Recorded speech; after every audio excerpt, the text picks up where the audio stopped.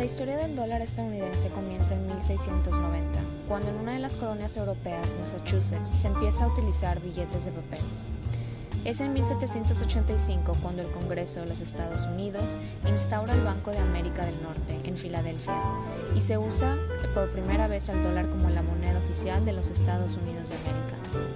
En 1792 se establece la Ley de Monedas o el Coinage Act, y eso forma un sistema monetario que introduce las monedas en oro, plata y cobre. En 1863, el Congreso crea el Sistema Bancario Nacional y le otorga al Tesoro de los Estados Unidos el permiso para emitir los billetes del Banco Nacional. Y es a partir del 2019, del primer trimestre, que el dólar estadounidense representa el 61% de todas las reservas de divisas de los bancos centrales.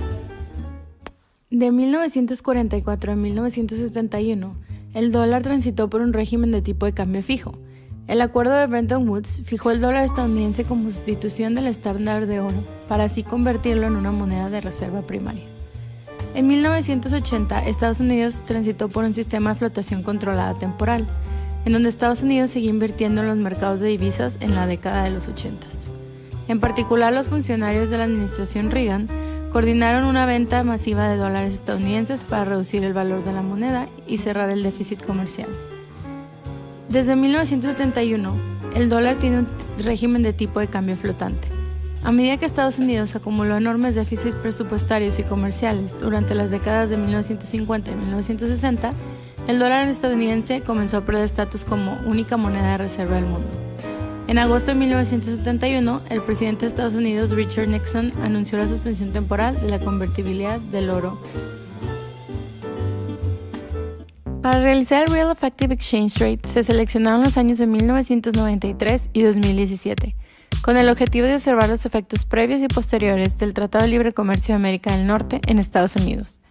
En 1993, el déficit comercial más alto fue con Guinea-Bissau, de más de 59,000 millones de dólares, representando un 51% del comercio total de Estados Unidos. En el 2017, China fue su mayor déficit comercial, con más de 375,000 millones de dólares, lo cual constituye un 47.31% del total comercial. En conjunto, sus 5 principales socios comerciales engloban más del 75% del comercio total de Estados Unidos. La base de datos consta de 157 socios comerciales de Estados Unidos. Esto debido a que hay falta de datos del resto de los socios comerciales. En términos del tipo de cambio, podemos observar que los países con las monedas más depreciadas con respecto al dólar en 1993 eran Ecuador, Vietnam, Camboya, Indonesia e Irak. En el año del 2017, las monedas más depreciadas eran las de los países de Irak, Ecuador, Vietnam, Indonesia y Guinea. Hay países como China que no utilizan un régimen cambiario flotante, sino que mantienen un tipo de cambio fijo frente al dólar, con el objetivo de beneficiarse al mantener su moneda artificialmente alta. Como podemos observar, en 1993 hubo una disminución del RER en comparación con el año base, el cual en el año base el RER es de 100.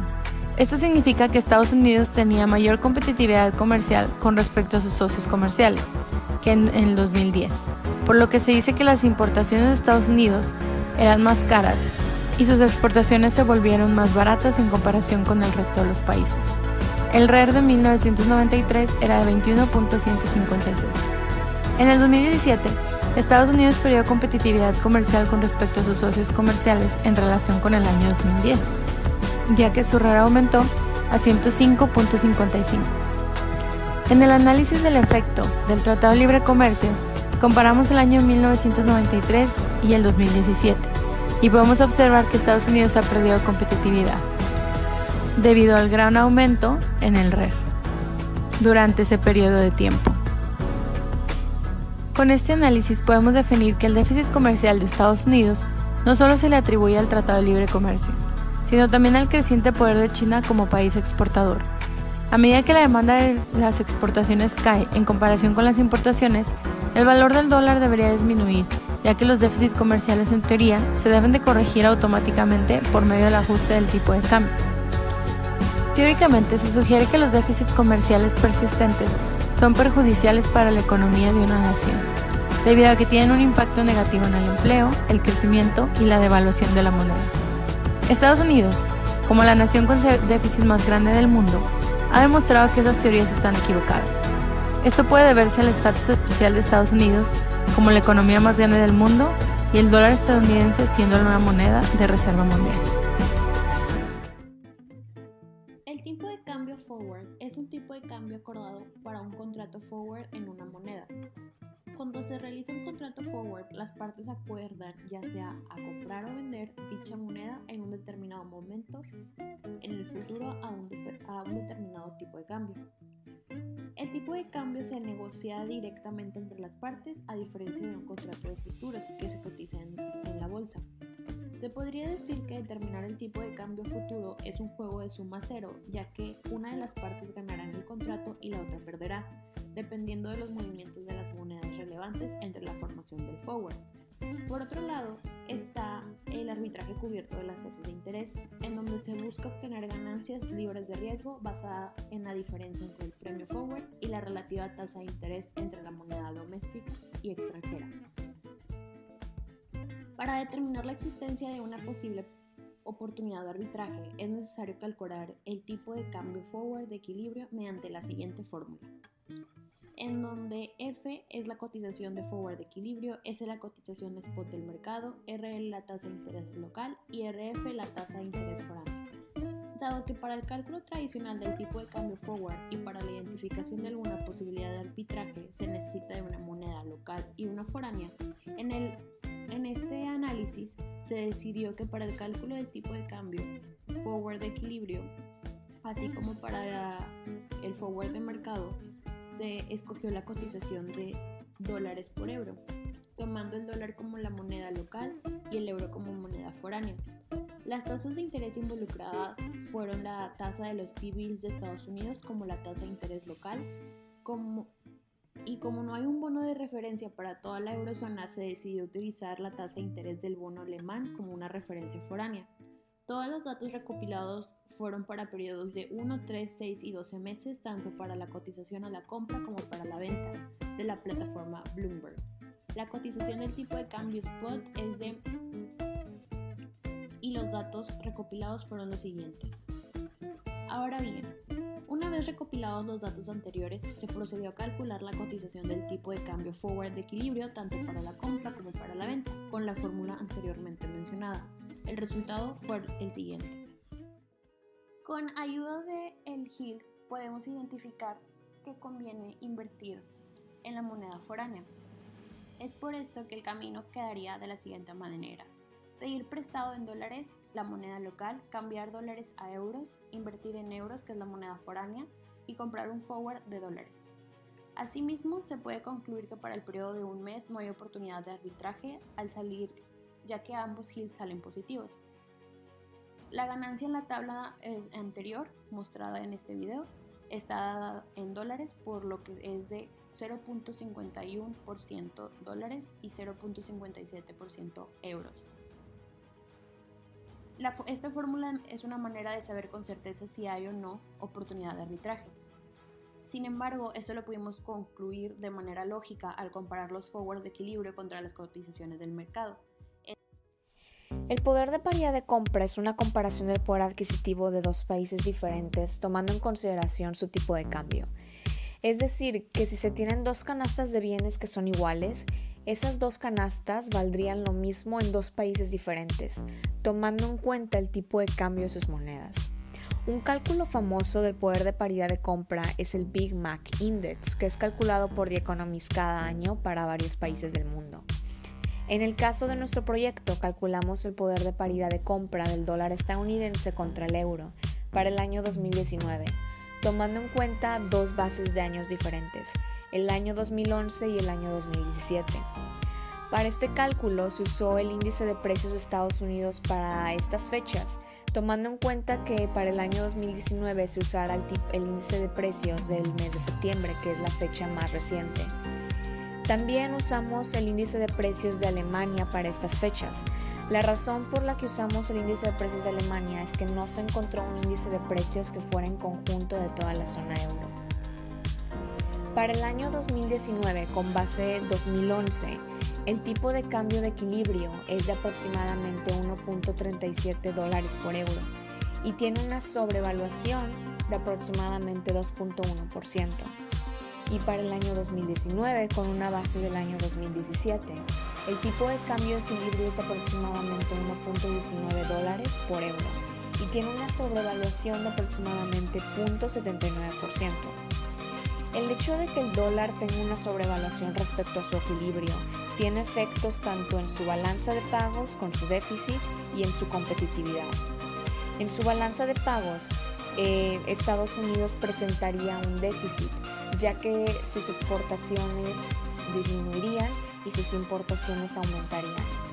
Para Estados Unidos es más barato importar, pero perdería competitividad al momento de que países foráneos puedan importar menos de Estados Unidos porque es más caro. Entonces las exportaciones disminuyen y las importaciones aumentan, lo que provoca el déficit. Y esto a su vez afecta la competitividad de Estados Unidos. Volatilidad.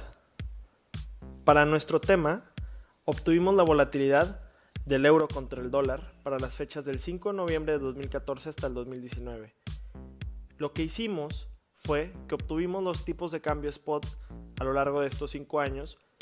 Después obtuvimos apreciaciones y depreciaciones con un logaritmo del spot actual entre el anterior, para después obtener la volatilidad diaria, anualizarla y sacar una gráfica. Ya obteniendo la gráfica, con esto pudimos analizar un poco cómo fue que cambió la volatilidad durante estos 5 años. Se puede apreciar al ver la gráfica que durante los primeros 2 años existió una gran volatilidad del tipo de cambio. Esto fue durante el 2014-2015. Después podemos apreciar que la volatilidad se convirtió un poco más estable en los siguientes años. Investigamos un poco acerca de por qué durante estos 2 primeros años existía mucha volatilidad del euro contra el dólar. Creemos que en estos 2 primeros años hubieron muchos eventos importantes que hicieron que este tipo de cambio estuviera muy volátil, como por ejemplo la crisis del euro del 2010. Esta crisis del euro afectó a todos los países de la zona europea, especialmente a los países como Grecia y como España. Un dato importante es que en el 2014 fueron las elecciones de Grecia, lo cual fue un evento importante, ya que los mercados especulaban mucho acerca de que iba a ser el gobierno nuevo griego. Es por esto que consideramos que el euro contra el dólar durante estos primeros años estaba mucho más volátil. Otro dato importante a considerar también fueron las elecciones del 2016 de Estados Unidos, lo cual muy probablemente pudo haber tenido un impacto en que se haya estabilizado el tipo de cambio. Riesgo país para Estados Unidos y calificación crediticia. El riesgo país utiliza el indicador MBI, el cual es generado por la compañía JP Morgan en base a la diferencia de lo que pagan los bonos del Tesoro de Estados Unidos contra lo que pagan los demás bonos de los otros países.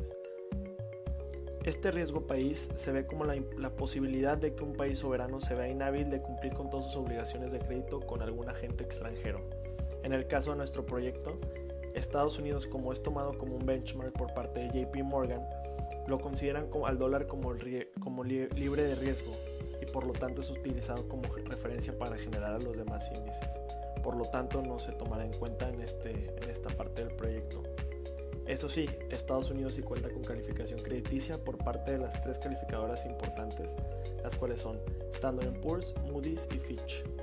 Estas empresas tienen presencia a nivel global y se encargan de otorgar a los países una calificación específica que se usará como referencia futura para los inversionistas al momento de invertir su dinero en instrumentos de deuda a corto y a largo plazo. Esta calificación se genera en base al historial crediticio del país, su capacidad de poder pagar la deuda y a su relación entre activos y pasivos que tiene. En varios casos, los inversionistas toman a este índice para incluir garantías en los contratos de préstamos que van a realizar y para tomar decisiones de inversión al momento de ver dónde invertir a nivel global. Ahora, analizar, vamos a ver las calificaciones actuales de Estados Unidos de las 3 calificadoras. Moody's le otorga una calificación AAA estable, Standard & Poor's le otorga una calificación AA positiva, estable también, Fitch le encarga una calificación AAA grande estable Para el caso del Fitch, su última calificación fue otorgada este año. Fue un rating a largo plazo de AAA. A corto plazo se consideró como un F1+, y en Moody's fue un AAA estable y fue otorgada en el 2018. Un dato curioso es que Standard & Poor's no le dio su calificación más alta a Estados Unidos, que es la AA positivo, la que actualmente tiene. Aunque parezca curioso que Estados Unidos no tenga la calificación más alta por parte de Standard & Poor's, hay que considerar que Estados Unidos sí ha bajado, no ha tenido su calificación como la más alta a lo largo de su historia, como lo fue en el caso del 2011 cuando su calificación se la bajaron las compañías crediticias cuando pasó la crisis del 2008. Sin embargo, Estados Unidos ha mantenido una calificación crediticia bastante de alto grado de confiabilidad a lo largo de su historia. Algo que nos llamó mucho la atención es una cita dada por Moody's, que es: hoy en día el dólar estadounidense es la moneda de reservas más preeminente, con más del 60% de las reservas de divisa en todo el mundo mantenidas en esta moneda. En el análisis de la balanza de pagos se realizará tanto para el año 2018 así como para la información recolectada del segundo trimestre del 2019. Empezamos con la cuenta corriente. En la balanza comercial se puede observar que hay un déficit, lo cual ocurre cuando una nación importa más de lo que exporta. La cuenta corriente de los Estados Unidos lleva ya varios años operando bajo un déficit comercial. Sin embargo, en el 2018, Estados Unidos exportó 2.500 millones en bienes y servicios, mientras que importó 3.121 millones, dejando un déficit comercial de 621 millones. Esta es una cifra mucho menor de lo que se venía observando años atrás, como se puede observar en el pico del 2016. Los servicios como el turismo, la propiedad intelectual y las finanzas representan aproximadamente un tercio de las exportaciones, mientras que los principales bienes exportados incluyen aviones, equipos médicos, petróleo refinado y productos agrícolas. Por otro lado, las importaciones están dominadas por bienes de capital como computadoras y equipos de telecomunicaciones, bienes de consumo como indumentaria, dispositivos electrónicos y automóviles y petróleo crudo. Solamente el déficit en bienes es de 891 mil millones, lo cual es más alto que el déficit general, ya que una parte del déficit de bienes se compensa con el superávit en el comercio de servicios. Por otro lado, la cuenta capital presenta ingresos por transferencias de 9.4 mil millones en el año del 2018.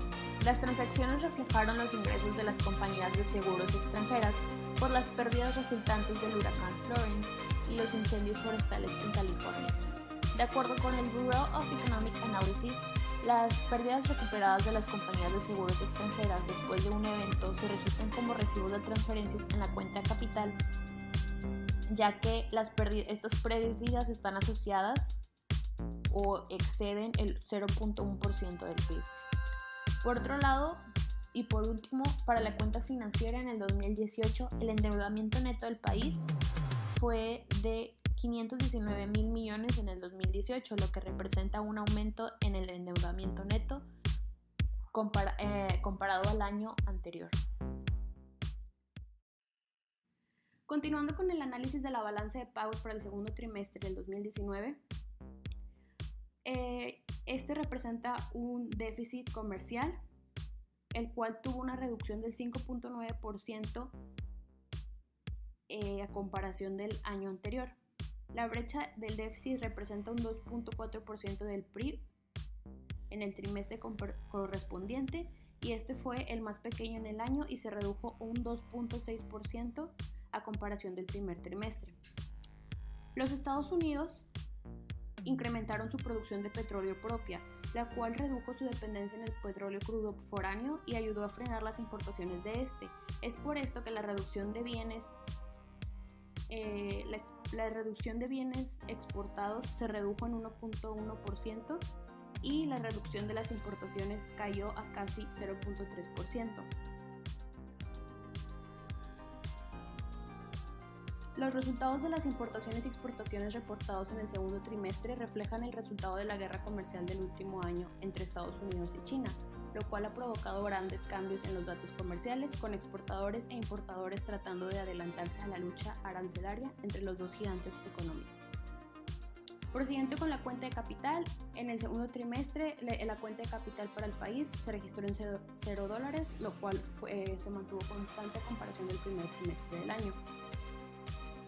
Pasando a la cuenta financiera, las transacciones netas de la cuenta financiera fueron de $155.1 mil millones, lo cual refleja el endeudamiento neto de los Estados Unidos con residentes extranjeros.